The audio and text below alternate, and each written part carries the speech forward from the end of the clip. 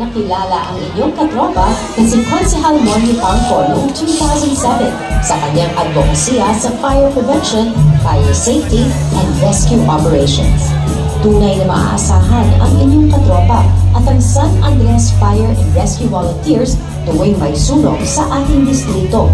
Maliban dito, patuloy ang kanilang mga programa tulad ng Iwas Sunog, Iwas Paputok, Oplan Kaluluwa, flushing sa mga brigada eskwela, pag-deliver ng tubig sa mga nangangailangan, at ang mobile drinking water station.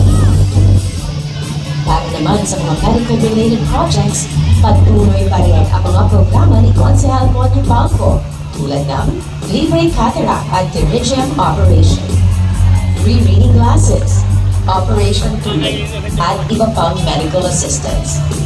Maliban sa tulong pang-medical, patuloy pa rin ang mga programa ni Konsehal Monyo Pangco para sa pamilya.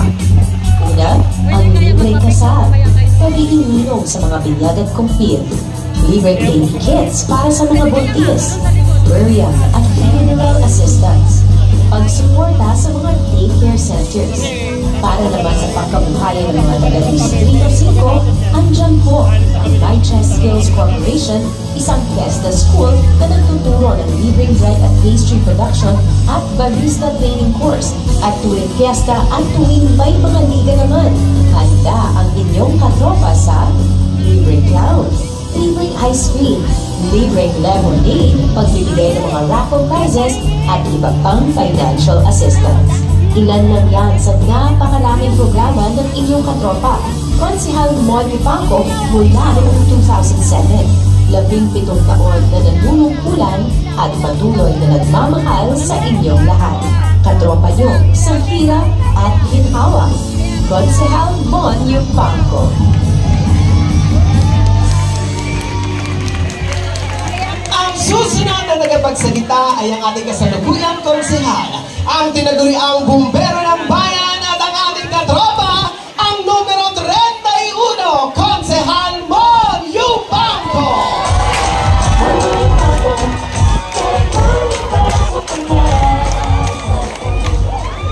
Hello! Hi! Wow, gising na gising sila lahat. Kanina may natutulog na dito. Dumating lang si Yorme at si Vice G. Dilat kayo lahat, ha? Sa inyo lahat po, ako po inyong katropa, Konsehal Monyo Pangco. At tuloy-tuloy lang po. Maraming salamat. Talagang mga kabataan na po. Talipa kayo, naririnig ko na yan, eh. No? Ang inyong katropa po, tuloy lang po ang serbisyo.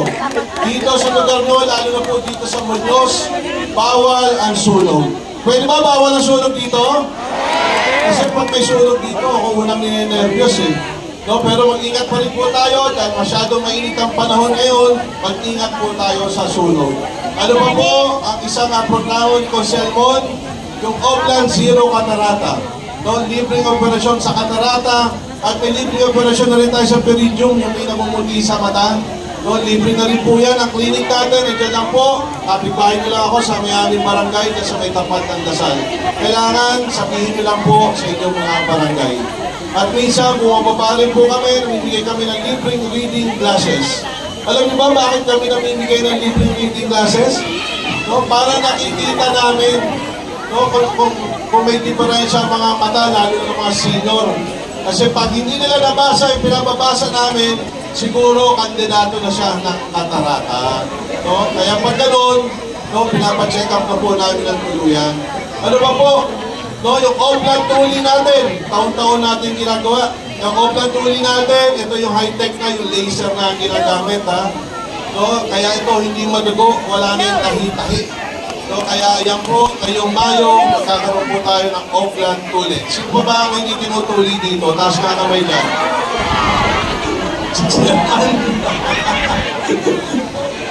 So, ayun pa po, ang test na school natin, napakalapit din dito. May dalawang courses. Ang isa yung barista, yung isa bread and pastry. No, yun, may mga graduate tayo. Si Chairman Bendiahay, graduate niya sa eskwelahan na yan. Isang taon na po yan bukas. At 1,000 na po ang aming mga scholars dyan. Yung iba sa kanila, may mga sarili ng mga negosyo sa mga kanilang bakuran, mga coffee shop, yung iba nakapag-abroad na. So yung iba, nasa mga cruise ship na rin. So, andyan lang po yan, tuloy-tuloy lang po ang ating enrollment. So sa inyo lahat, alam ko, gusto nyo na marinig ang susunod na tagapagsalita. Pero lang ako gusto tanongin sa inyo, sino dito ang ipapanalo si Yorme Isko Moreno Dumugao? So, taas ka naman. Wala na, parang tapos na ang laban dito sa Diyos. Pero alam nyo, ang lingkod ng ulungkot. Kasi, kung siraan nila si Yorme Isko, kaliwat kanan na lang talaga. So, ako, ang inulingkod, matagal lang po ako sa public service. Naging barangay kagawad tayo, naging barangay chairman hanggang sa maging konsehal. Pero alam nyo, sarili kong pananaw, tingin ko, isa siya o pinakamagaling na naging mayor natin dito sa Maynila. Agree kayo? Alam mo, the more na siraan nila to, lalo lang nilang pinapalakas. Totoo po yan. Kaya huwag na lang nila siraan, no? So ano pa po, ang susunod? Ito, sariling atin. Kung pwede, 100% nga, boto dito sa 5 distrito. Yan po ang ating Vice Mayor, Ching Atienza. Taas ka kamay.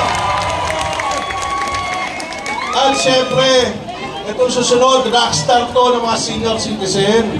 Parang alam na nito mga to, oh. Pero rockstar na rin siya ng mga kabataan ngayon dahil sa dami niya ng programa sa kabataan. At yan po ang magbabalik ang ama ng kabaka, Congressman Alvaro Magatsing.